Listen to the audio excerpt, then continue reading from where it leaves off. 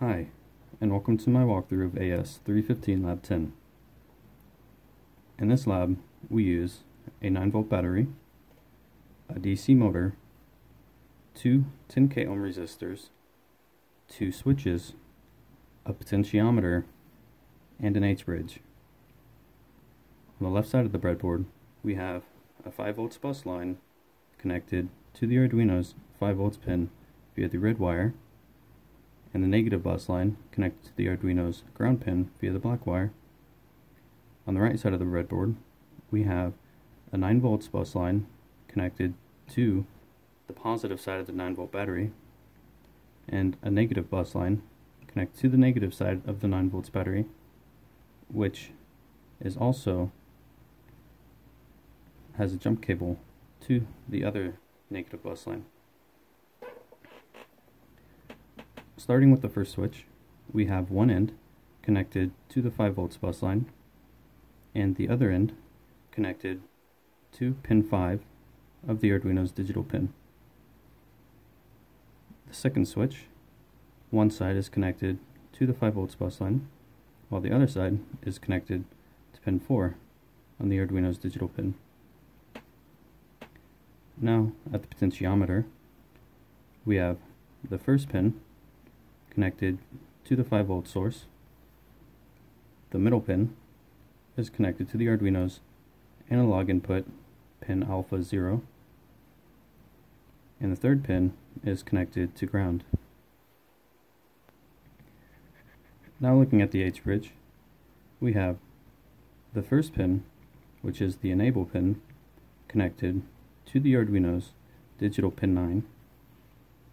We have the second pin connected to the Arduino's digital pin 3. The third pin is connected to the DC motor's ground, or negative side. The fourth pin is connected to ground, and the fifth pin is connected to ground. The sixth pin is connected to the DC's motor's voltage power supply.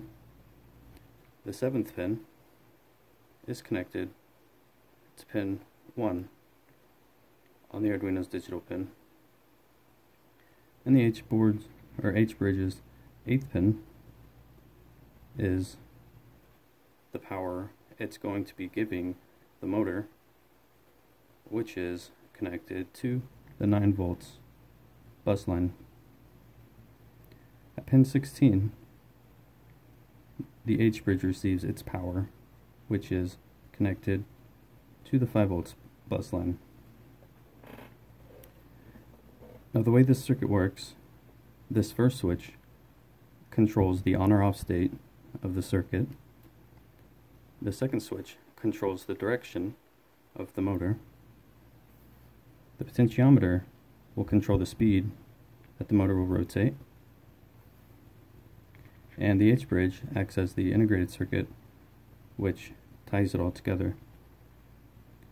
So when the circuit's closed and the motor's running, this switch, by toggling it or selecting which direction the motor is going to rotate, the Arduino is sending voltage to the H-bridge, which will tell either pin 3 or pin 6 will be given a high or low reading. So, if the voltage is coming through pin 3, the power is going to be going through the black wire, which will cause the motor to turn one way and then to the ground from the H-board. Where if the motor is spinning in the opposite direction, the voltage will be coming from pin 6 to the DC motor, turning it that way, and using pin 5 as the ground. And that sums up Lab 10.